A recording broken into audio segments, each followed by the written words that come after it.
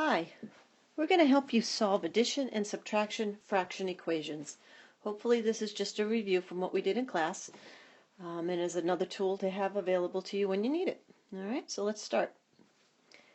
We're going to start with w plus 7/8 equals 9/10.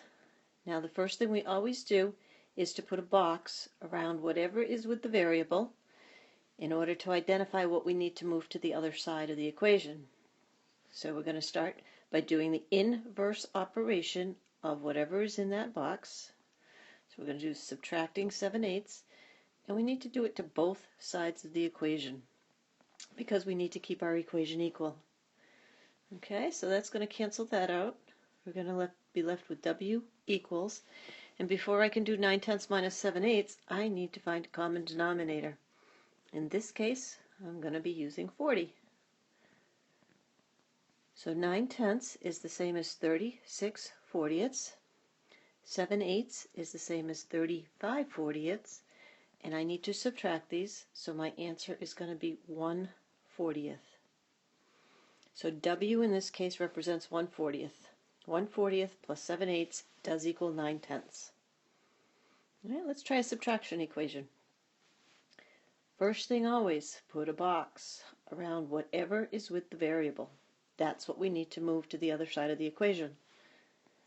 I'm going to use the inverse operation of whatever is in that box to both sides, because we know we got to keep it equal.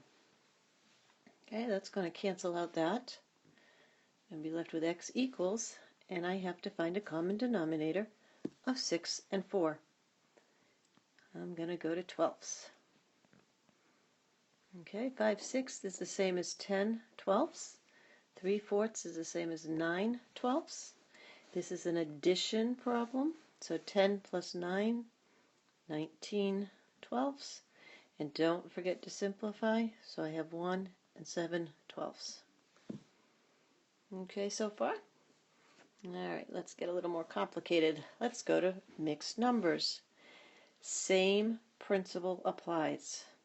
Start with the box, and we are going to do the opposite operation.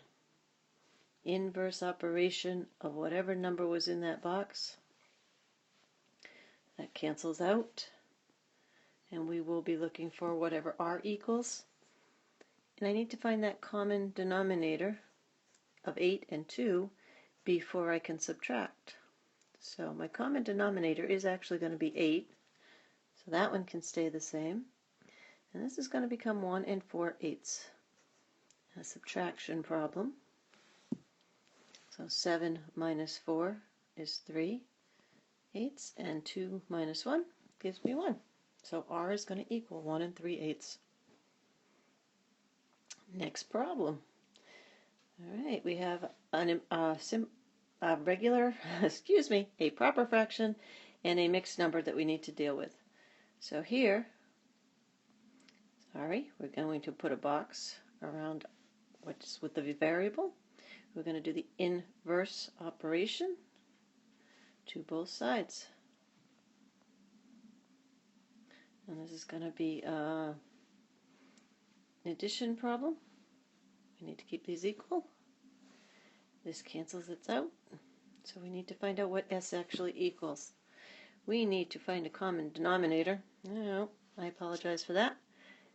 Of 3 and 7, which happens to be 21. And this one is going to be 15/21. All right, and again, it's an addition problem. So adding these together, I get 2 whole ones and 22/21. But don't want you to leave it like that. We need to simplify. So we end up with 3 and 1/21. All right, let's try this one. This actually has 4 terms to it. Again, we're going to proceed the same way. I'm going to look at my whole equation, and I want to put a box around whatever is with the variable and not worry about the rest of it. So here is that little piece I need to box. I need to add 7/8 to this side but I need to keep it equal, so I want to add 7/8 to this side as well.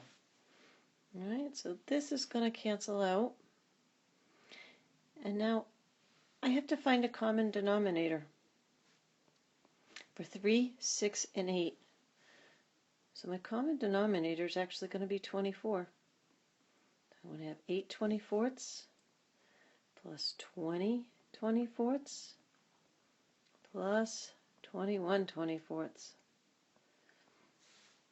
Now, order of operations, I'm going to follow, of course, and go from left to right. So I'm going to add 8. I'm going to add these two here. 8 plus 20 gives me 28 24ths plus my 21 24ths. That's going to equal 49 over 24, and we need to simplify. So I end up with a 2 and 1 left over. So 2 and 1 24th. Okay, all right, let's try this one. Oh, I have a lot of terms on this one too. Again, same rules always apply. Find that number with the variable, put a box around it. And we're doing the inverse operation to that side and to this side. Okay, we need to keep these equal. So I cancel this out.